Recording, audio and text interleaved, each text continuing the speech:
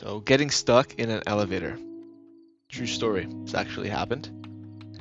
Took place at a university in Manitoba, approximately 2017. So we were there, maybe 2018, but we were there, and there was quite a few of us on the sports team at the time.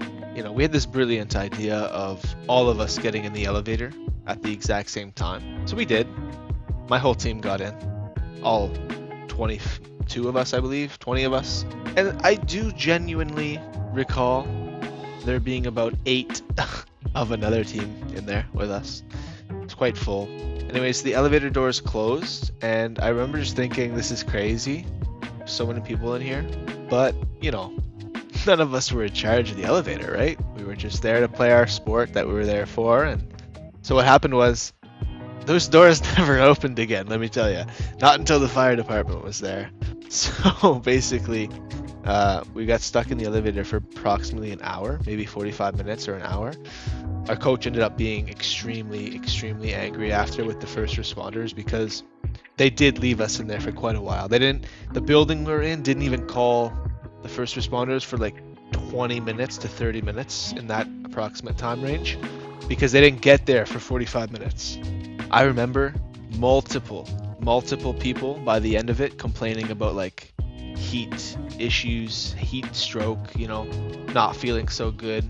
It was getting like a sauna in that elevator near the end. We were starting to get a little bit nervous. You know, before this happened, it was one big happy party. Let me tell you, we were in there. We were, you know, those 8 people from the other team. They were basically became our teammates at that point. They were our best friends. They were just, you know, playing sports, doing their thing, and ended up having the brilliant idea to get in this silly ass, small ass elevator with about 28, 29, maybe possibly 30 people all at once. It was nutty, but we did it. And I do think someone even let some gas go at one point. I was brilliant. They just had to do it, I guess. I don't know. Maybe it was the nervousness. We'll forgive it this once. But yeah, it was something else. Once the firemen were there, I remember it being extremely hot, and they were out there talking to us. And me and a few other people decided that we weren't waiting any longer.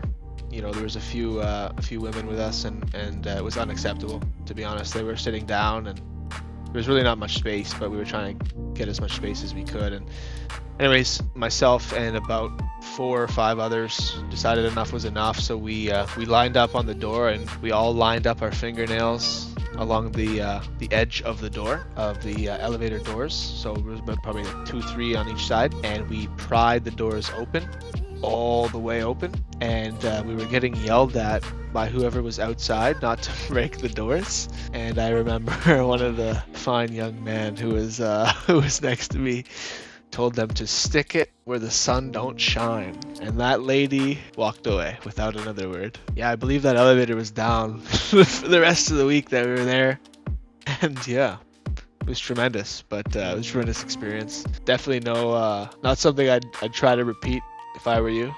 But yeah, definitely something that was interesting and fun to think back on. Just kind of how they kind of cared about the elevator more than the 28 of us in there. And come to find out, they were trying to figure out a way to get in there without breaking the doors. That's what it was taking so long.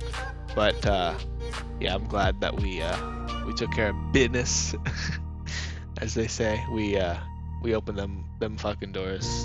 Too little, too late, but glad it was down for the rest of the week, and that everyone was good, and that the firemen said it was okay. And that's it for this one.